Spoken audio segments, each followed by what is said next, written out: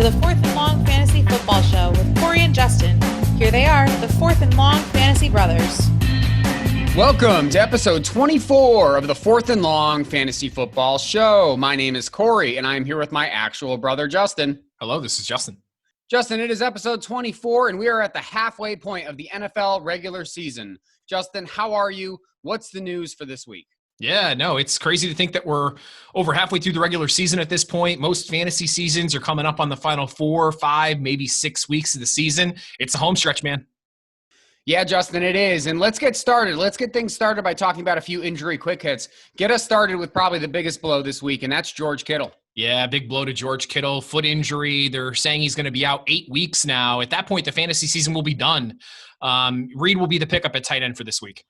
His quarterback, Justin, is Jimmy G, who's also down. What's going on with him? Yeah, high ankle sprain, sidelined indefinitely is what they're saying. Nick Mullins should be the quarterback. It's going to hurt all the skill players. The 49ers, man, they're really hitting a patch of tough luck this season with injuries. As if all the wide receiver twos couldn't be hurt enough, we got another one that went down, and that's Kenny Golladay. Yeah, Golladay with a hip injury. He's already been ruled out for week 9. That's never a good thing. I don't know how long he's going to be out. They're saying week to week at this point. Marvin Jones is the play. Justin, we'll talk about this situation a little bit later on, but what is the deal with Jonathan Taylor? They said he had a little bit of an ankle injury, was the quote from the coaching staff. Kind of odd. I don't know. We thought that Taylor would really become a fantasy star with Marlon Mack getting injured. Just hasn't happened. Now he's got this injury concern. We'll talk a little bit later about the pickup that needs to be made. And Justin, how about Tevin Coleman? San Fran running backs are always very intriguing. What's going on with him? Is he going to be able to play? Yeah, he injured his knee again. There's no news yet. JaMychal Hasty looked pretty good in the fill-in last week. He's going to be the play this week if Tevin Coleman can't go again. Justin, we have some Green Bay running backs who unfortunately will be out this week. And unfortunately, it's the next case of COVID that's hit us. Yeah, A.J. Dillon tested positive for COVID, and then Jamal Williams was a quote-unquote close contact to A.J. Dillon, which is going to result in him missing week 9. So, if Aaron Jones can't go Thursday Night Football, it's going to be a wasteland. I think they're going to rely heavily on the passing game Thursday night if Jones can't suit up. Justin, is it finally the time? Is the return of Christian McCaffrey upon us? I think it's the time, man. The plan is for him to return week 9 against the Chiefs. He was close to coming back last week. We'll talk a little bit more about McCaffrey later on. All right, in last week's future, we wanted to talk about a couple of things. We wanted to talk about Bucs receiver Mike Evans and Denver running back Melvin Gordon. Justin, I'll get things started with Melvin Gordon. I got to say, overall, Justin, I'm really disappointed. I mean, Phillip Lindsay right now looks like, and for 2 or 3 weeks straight now, has looked like the best running back in the Denver backfield. And Melvin Gordon just looks like he can't get the same room that Phillip Lindsay is. I've heard some people who have been saying, listen, when Phillip Lindsay's on the field for, a third of the time, he's getting a third of the carries. And yeah, it's a little bit easier to find room and do stuff when you're on the field so sparingly and defenses maybe aren't keying in on you. But I don't think that's the case here, Justin. I think that Melvin Gordon has looked significantly worse than Phillip Lindsay. And last week I said he could be vaulting into the low-end RB1s or he could be falling into the RB3s. He's an RB3 at this point, isn't he? Yeah, he definitely did not show up this week. Phillip Lindsay, I didn't know that he was going to play. It kind of came out of surprise to me. But, he did look like the better player. That's for sure. He looked good. Melvin Gordon did not harness the revenge game narrative. It's a messy backfield. If I owned Melvin or Phillip Lindsay, I think I'd feel a little better with Lindsay. Melvin Gordon, just can't trust him right now.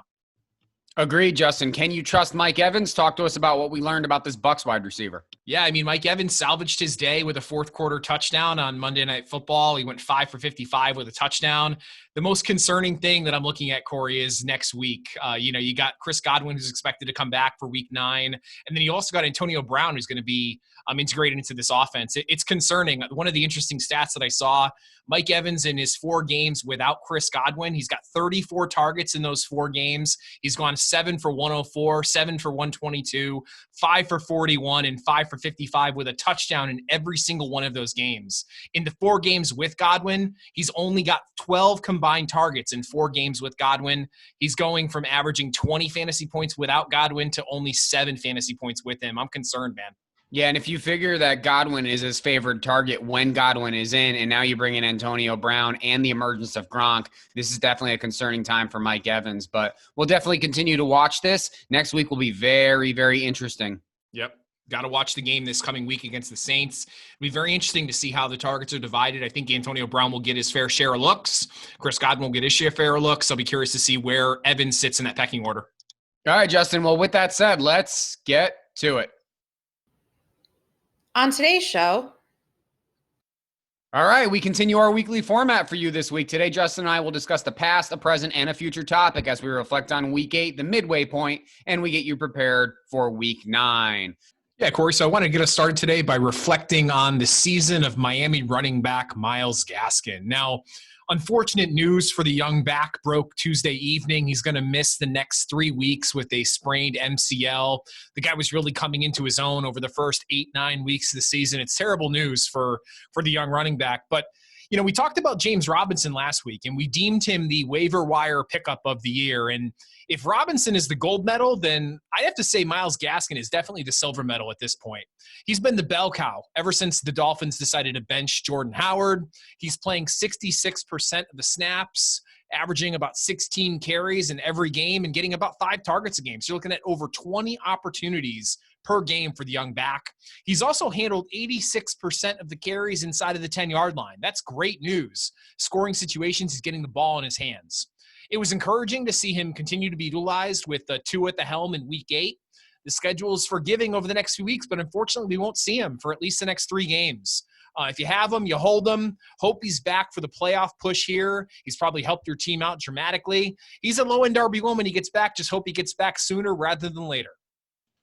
All right, it is mid-season point, Justin, which means what I want to talk about next is who do we think right now our fantasy football MVP is? And I'm going to throw out a couple names, and I'm going to go with sort of my pick, and then I want to ask yours. Let's start with the fact, let's go with a quarterback who has significantly overperformed, a running back who has been pretty much the only elite option who has still emerged in this really wacky year, and a wide receiver who has not only vaulted from a wide receiver 2 or 3 to a wide receiver 1, but may have solidified himself as the biggest and best dynasty receiver that you can own. And that is Russell Wilson, Alvin Kamara, or DK Metcalf. Justin, for me, I'm going to have to go with Kamara. Now, he may be the only first-round runner who's made it through the season with high-end consistent production. Barkley, CMC, Zeke, Mixon, Jacobs, Chubb, and Eckler have all had either major injuries or inconsistent RB1 production. You are definitely able to make the case for Derrick Henry too, but for me, it's Kamara. If you went with him or Derrick Henry in the first round, I'm sure you're enjoying the lack of frustration, and that's really all you can say right now because Kamara is basically doing a little bit better than you probably would have expected with Kamara at his best, right? I mean, he's been awesome. He certainly has not been Christian McCaffrey otherworldly, but he has been pretty darn awesome. The reason why he's got to be considered the fantasy MVP or potentially the fantasy MVP is because he's one of the few guys who is still doing it. Zeke is now like an RB2. CMC, injury. Barkley, injury. Mixon, injury. Chubb, injury. I mean, these fantasy players just have to be bumping their heads against walls with just how frustrating it's been to own RB1s this year. But one guy who has not been frustrating is Alvin Kamara, and that's why he would be my fantasy MVP. Justin, of those 3 guys or anyone else that your heart might desire, who are you thinking might be your midseason fantasy MVP right now? I think the easy choice for me is going to be DK Metcalf. I think you combine the production with the draft day expenditure that you spent to get him. I think he has to be the clear MVP. He was, going in the 4th, 5th round in most circles. So when draft season was here back in August, September, the guy has been absolutely on fire. Workout warrior, lit up the combine. You look at all the teams that passed up on DK Metcalf last year in the NFL draft, they're probably scratching their head, kicking themselves right now for not going after the guy. The guy's just been absolutely dominant. We've heard him compared to, as the next Julio Jones. I mean, the guy is just absolutely dominant. You saw that play last week where he ran down, Buda Baker. The guy just has wheels. He's a really special talent at the wide receiver position. I think I'd have to go DK. That makes sense, Justin. And with us being at the halfway point, this is also a great time to talk about a big subject that's coming up in a lot of fantasy leagues right now, because we are getting close to, yes, we just passed the NFL trade deadline, but we are getting close to the fantasy football trade deadline. Yeah, I wanted to talk about some trade targets here because it's time to start building for the playoff run, right? If you're a team that's sitting, 500, maybe a little better, you're probably looking at trying to improve your team, get yourself ready for that push run to the playoffs. And there are 3 guys that I'm trying to acquire right now. The first is Nick Chubb. Now, this guy could be back week 10. He's been out, for a number of weeks now. You got to see if you can pry him away from the Chubb owner. Now, Chubb is a top 5 talent at the running back position, and the owner might try to sell him if you offer him a decent value there. I'd try to be buying Nick Chubb at this point. The other guy that I'm going to mention here as well is Michael Thomas, the wide receiver from the New Orleans Saints. Very frustrating year to own Michael Thomas, right? He was consensus kind of the first wide receiver chosen in the first round and during draft circles. And the Thomas owner is probably as frustrated as ever. But I think the guy comes back week 9 against the Tampa Bay Bucks. I think he's going to have a big game. I see Thomas coming back and really being a big part of that game plan with Drew Brees. Go see if you can pry him away.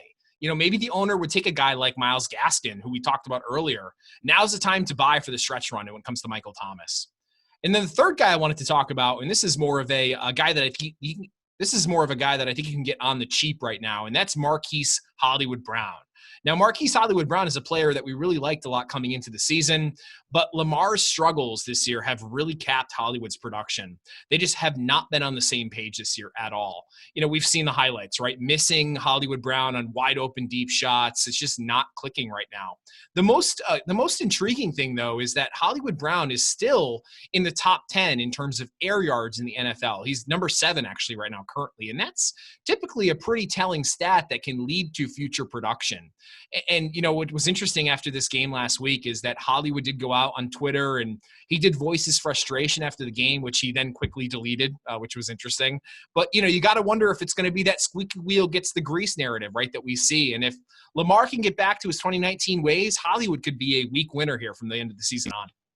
Justin, here's the thing, though. Lamar hasn't really improved his passing attack. I mean, he's almost looked worse than he did last year, and the wheels are still there. But we talked about in the beginning of the season, and you were questioning why I had Lamar Jackson as my 3rd-ranked quarterback behind Deshaun Watson. And I basically said, look, if defenses can cue in on his running and he can improve the throwing, then all of a sudden, I mean, this is going to be an offense that's not nearly going to be as potent as it was last year. And that's pretty much exactly what's happened this year. Lamar can obviously still run, and he's still got that game-breaking talent, but boy, the throwing arm doesn't look like it's really improved that much. And Marquise Brown, who is clearly one of the most talented wide receivers in the league, is the one who's suffering, isn't he? Yeah, he definitely is. It doesn't look good, that's for sure. But you know what? You're going to be able to get him for super cheap right now. I mean, you'll probably be able to get him for pennies on the dollar. Go take the lotto ticket, man. And if Lamar does figure it out here, it could really pay off for you. Sounds good to me, Justin. Well, let's talk now about someone who I think should be, without a doubt, someone you should be looking at this week. And I'm going to start by saying, definitely make sure you're keeping an eye on Mr. Jordon Wilkins. We said we would talk about the situation a little later on in the show, and now is the time. Now, look, this is speculative. This is risky, but this is intriguing. Jonathan Taylor has had a really tough rookie year so far. And this past week, it was on full display. Wilkins was pretty much the guy following Taylor around the kitchen, opening all the jars that Taylor couldn't, right? When given the chance, he was able to do just a bit more than Taylor at every turn. And not only did the stats look better, but he looked better. Now, it was very much in anything you can do, I can do much better. And Wilkins just seems to find ground that JT cannot, or at least he has for the past 2 weeks. Now, I'm not willing to blast Taylor into the sky and claim he's trash, but if Frank Reich is going to run the hot hand, you can't deny that Wilkins has been the hot hand so far. I don't think there's much out there in deeper league waiver wires worth paying for, and I'm not saying you necessarily need to pay for this guy, but if this guy can clear your waivers, I think he's worth scooping up. What do you think, Justin? He's a great speculative ad. I mean, we know that the Indianapolis running back situation has produced some really good weeks over the last, the first 8 weeks of the season here. And I agree, man. I think Wilkins could be a good player here to scoop up, especially if this ankle injury that they talked about this week is in fact more severe than they initially led on to believe. Yeah, I mean, if your options are between like Gus Edwards, who I think is going to eventually be beat out by J.K. Dobbins, or the oft-injured Jordan Reed, or there's Jordan Wilkins out there and he can sort of slide through waivers, I say go with Jordan Wilkins. That's just something that I think would be a good call for your team. It's purely speculative. It may not end up in anything, but that's why you can play waivers, is because eventually you might find a diamond in the rough, and that's exactly what Jordan Wilkins might be able to be. All right, Justin, let's focus on week 9 now, and let's talk about what we're looking for into the future. Yeah, it's here, folks. We've waited patiently, and it's Christian McCaffrey time. The plan is for Christian McCaffrey to return Week 9 against the Chiefs. He actually had a small chance of playing Week 8, but since it was a Thursday night football game, they did hold him out, which was the smart call there. He's on the 6-week window of his 4 to 6 week original timetable for the injury to return, and I do fully expect him to play this week, Week 9. Now, what I'll be looking for, though, is how do the Panthers utilize Mike Davis and Curtis Samuel? Do they fade back into the shadows, or are they still involved somewhat in this backfield? Panthers coach Matt Rule came out and said they do plan to utilize both Mike Davis, Christian McCaffrey, and Curtis Samuel all in the backfield. Right. Okay. I'll believe it when I see it, man. CMC has been known for his stranglehold of this backfield. He's played 90+% snap rate every single game that he's been active.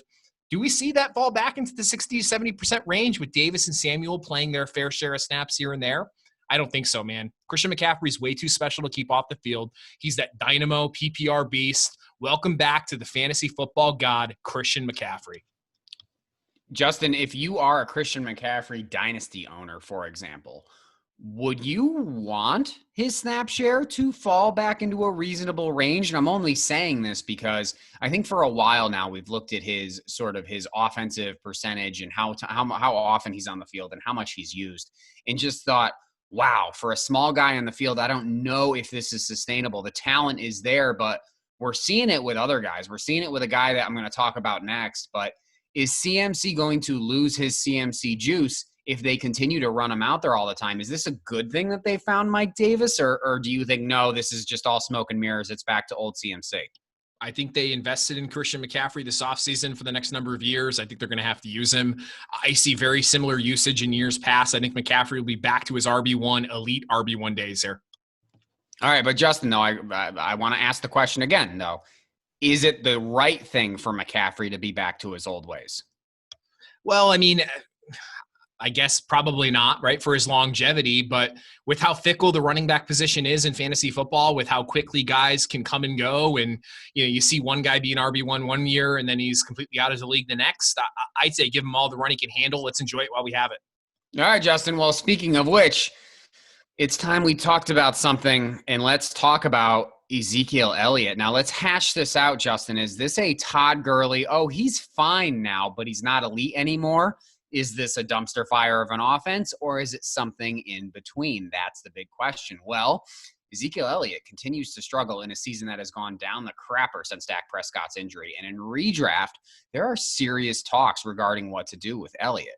Now, here's the problem, right? Do I trade him for pennies on the dollar, or do I ride this out and hope he can retain some RB1 magic? Well, here's the answer, Justin. It's neither. You cannot obtain much in terms of value if you have Zeke right now, because he's still performing at an RB2 level, and that's what you are going to value him at. But that just means he's a part of a huge list these days, which contains many, many RB2s that we know of. And even I really think it should almost be considered a land of RB3s, because all the RB2s are injured right now. But these days, there's so much volatility at that position that it's just reeling from indecision from teams and injuries. I mean, there's just so much out there right now that's uncertain in the RB landscape. And Zeke falls into that, right? I mean, you would essentially fetch the same price if you were to trade Zeke right now as you would from a guy like Miles Gaskin, a guy we just talked about and a guy that we're a fan of. But if you told me at the beginning of the season that Ezekiel Elliott and Miles Gaskin would have similar trade value in redraft at the midseason point and Zeke was not injured, I would call you an outright liar. But that's the reality that we're in right now. Now, on the other side of things, I think it might be time to come to terms with some acceptance. You have to accept something. And what that acceptance is that Zeke is now an RB2 for the rest of 2020. Safe floor, yes. But that floor is now high single digits, not the mid double digits like we expect out of a struggling Ezekiel Elliott, right? If you were told me 3 years ago that, Ezekiel Elliott would not have a great year, I would tell you that, okay, he's still a probably low-end RB1 then. But that's not really it anymore. We're looking at more a mid to low RB2 in Ezekiel Elliott. So this is my suggestion. You stick with it, but come to the acceptance. Come to the understanding that you've tied yourself to a bit of a lemon right now. Some of it is this offense. Some of it is that Zeke has lost a little bit of dazzle from his game. Agree or disagree, Justin? Yeah, I think you got to hold him, right? I mean, you have to at this point. You're not going to get what you paid for him on draft day. He was a consensus top 3 pick. It's difficult, man, right? There's so many variables that go into fantasy football that can have a negative or positive impact on a fantasy player's output, right? And you look at Zeke, he's had everything going against him, right? They've had injuries on the offensive line. They've had their, franchise quarterback go down. They've had their backup quarterback go down. The stars have just not been aligning for Zeke. If you are a dynasty player, put the feelers out there, man. See if you can maybe pry him away from the dynasty owner that has Zeke currently. You may not be able to do it because I think most savvy dynasty owners are going to say, no, listen, this guy's going to be on top of his game in 2021 when Dak's back under the helm. See what you can do. I agree, Corey, though. In redraft, I think you have to hold. Hope he has some of those boom weeks. If he can throw 1 or 2 of them out there, you kind of have to come to terms now with the fact that he's an RB2. So, Justin, I got to ask the tough question, though. Is it, though, maybe time in Dynasty to sell him? And I'm only asking this because we saw this with Gurley. Now, I know Gurley had the knee problem coming into the NFL, so we almost knew he was a ticking time bomb. But Zeke is right around the same time where Gurley lost his edge, right? First year into the new contract after the rookie contract, and you're starting to see a guy who almost when Tony Pollard comes on the field, you're like, yeah, they almost kind of look the same. And like now you watch Atlanta and you watch Brian Hill versus Todd Gurley, and it's like, yeah, they're kind of the same. It's just that Gurley gets the first crack at it. Like, is this Zeke, or are you saying, nope, it's back to normal elite Zeke next year? Maybe next year you consider it when his value is a little higher, but I think his value is just too low at this point. I mean, what could you realistically get for Zeke in a dynasty league that would be comparable to what he could potentially do? I think the potential and the upside is still there at this point, especially next year. And given the fact that he signed that big contract, he will be in Dallas for the foreseeable future with that offense being high flying, high powered with Dak under the helm. I think you hold, and maybe next year, maybe the year after, you try to sell him. I don't think, Corey, I'm selling him quite yet. Okay. All right. I know it's always a good idea with this type of stuff to get out before it goes bad. And maybe I'm wrong. Maybe I'm pessimistic. Maybe I'm just being negative right now, but I'm just worried that it's starting to go bad for Zeke. And if I was, as you know, I am a Gurley dynasty owner. If I could have gone back to the time when I started to see the writing on the wall, I wish I could have, because I still probably could have gotten an elite wide receiver or something. And I still think in the dynasty format, you could maybe pull that off for Zeke, but maybe not. Maybe I'm wrong. And, with the understanding that, Zeke is a special talent and maybe he will be able to get there.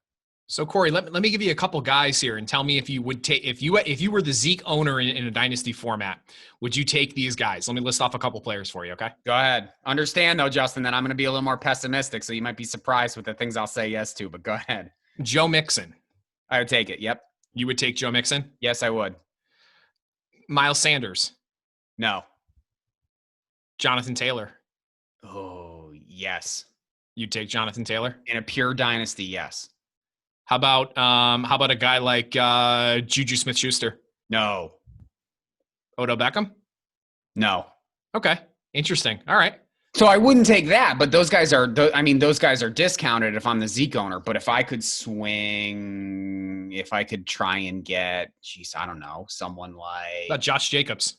I would take Jacobs. I would take Kenny Golladay. I would take DK. I would take a lot of guys in a dynasty format. For those who think that Zeke is still elite and he's still got a few elite years left in him where he's just going to win the league for you. I might want to take advantage of that individual, and I might want to potentially sell him and try and get some type of elite asset in return. Fair enough. It's tough, Justin, but, that's why we do it. We're in the midst of a very confusing fantasy season. Speaking of which, that does it, Justin. There we go. That's our Week 9 show for the 2020 season, and it is in the books. Next week, we will continue our weekly seasonal episodes. We're going to recap Week 9, and we're going to get you ready for double digits. It's Week 10. Remember to subscribe and hit the bell, download, follow, like, comment, whatever you have to do to show some support. I'm Corey. And I'm Justin. And this has been the Fourth and Long Fantasy Football Show. We'll see you next time.